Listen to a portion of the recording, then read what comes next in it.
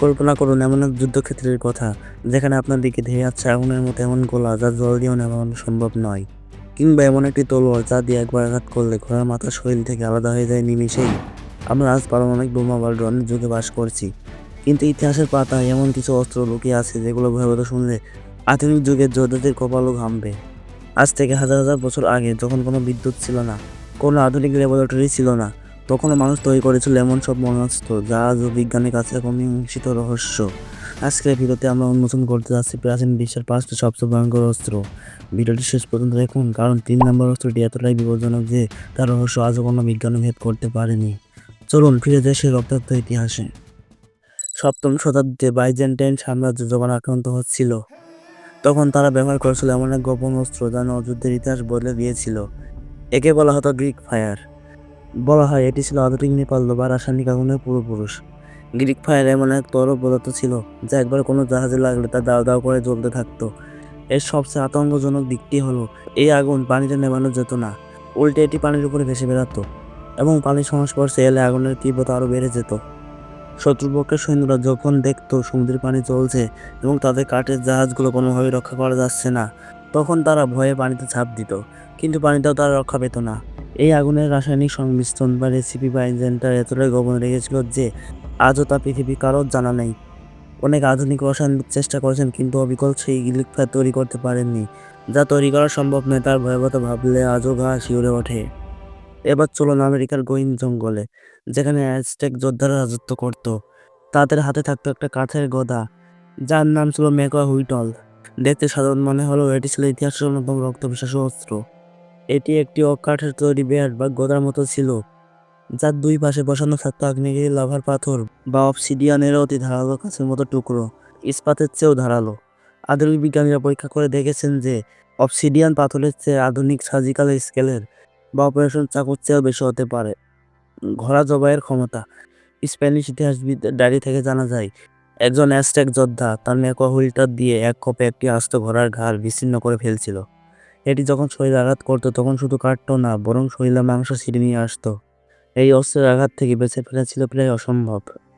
প্রাচীন ভারতের কেরালায় জন্ম নেওয়া মার্শাল আর্ট কালারি পায়াত থেকে উঠে এসেছে এমন এক অস্ত্র যা ব্যবহার করতে হলে অসীম সাহসের প্রয়োজন। এর নাম উরুমি। এটি আসলে একটি চাবুক তলোয়ার। কেন এটি তালিকার শীর্ষে? উর্মি কোনো শক্ত তলোয়ার নয়, বরং এটি স্টিলের তৈরি, অত্যন্ত নমনীয় এবং দীর্ঘ ফিতা বা তলোয়ারের মতো ধারালো। এটি যখন একজন দক্ষ যোদ্ধা বাতাসে ঘোরায়, তখন তা শত্রুর চারপাশ থেকে আক্রমণ করতে পারে। একসাথে অনেক শত্রু, একজন উরুমি যোদ্ধা একসাথে 5 থেকে 6 জন শত্রুকে দূরে রাখতে সক্ষম। এর গতি এত বেশি যে খালি চোখে এর আঘাত দেখা প্রায় অসম্ভব। আত্মঘাতী ঝুঁকি। এই অস্ত্রটি এতটাই ভয়ঙ্কর যে সামান্য ভুল করলে এটি ব্যবহারকারী নিজের শরীর দ্বিখণ্ডিত করে দিতে পারে। আজ দক্ষিণ ভারতে কিছু মার্শাল আর্ট স্কুলে এটি শেখানো হয়, কিন্তু প্রশিক্ষণ নিতে লাগে বছরের পর বছর সাধনা। এটি এমন একটি অস্ত্র যা দেখলে আজও আধুনিক সামরিক কমান্ডোরা থমকে দাঁড়াবেন। চীনের হান রাজবংশের সময় উদ্ভাবিত এই অস্ত্রটি ছিল যুদ্ধক্ষেত্রে আধুনিক অটোমেটিক রাইফেলের প্রাচীন সংস্করণ। একে বলা হয় রিপিটিং ক্রস বা ঝুগেনো। কেন এটি অনন্য? সেই যুগে একটি ধনুক থেকে তীর ছুটতে অনেক সময় লাগতো, সেখানে ঝুগেনো মাত্র 15 সেকেন্ডে 10টি বিষাক্ত তীর ছুটতে পারত। এই অস্ত্র তীরের মাথায় লাগানো হতো অত্যন্ত শক্তিশালী বিষ, ফলে শরীরে সামান্য আঁচড় লাগলেও শত্রুর মৃত্যু ছিল নিশ্চিত। শত শত যোদ্ধা যখন একসাথে ঝুগেনো তীর ছুটত, তখন আকাশে তীরের মেঘে ঢেকে যেত। এই অবিরাম আক্রমণের মুখে পৃথিবীর কোনো প্রাচীন ঢাল টিকে থাকতে পারত না। এটি ছিল যান্ত্রিক প্রকৌশল এবং যুদ্ধের এক ভয়ঙ্কর সংমিশ্রণ। ক্রুসেডের সময় ইউরোপীয় নাটকরা যখন মধ্যপ্রাচ্যের মুসলিম যোদ্ধাদের মুখোমুখি হলেন, তখন তারা এক অদ্ভুত তলোয়ার দেখে হতভম্ব হয়ে গিয়েছিলেন। এই তলোয়ারগুলো ছিল অত্যন্ত হালকা, কিন্তু এতটাই শক্তি ছিল যে এগুলো দিয়ে অন্য লোহার তলোয়ার অনায়াসে ভেঙে ফেলা যেত।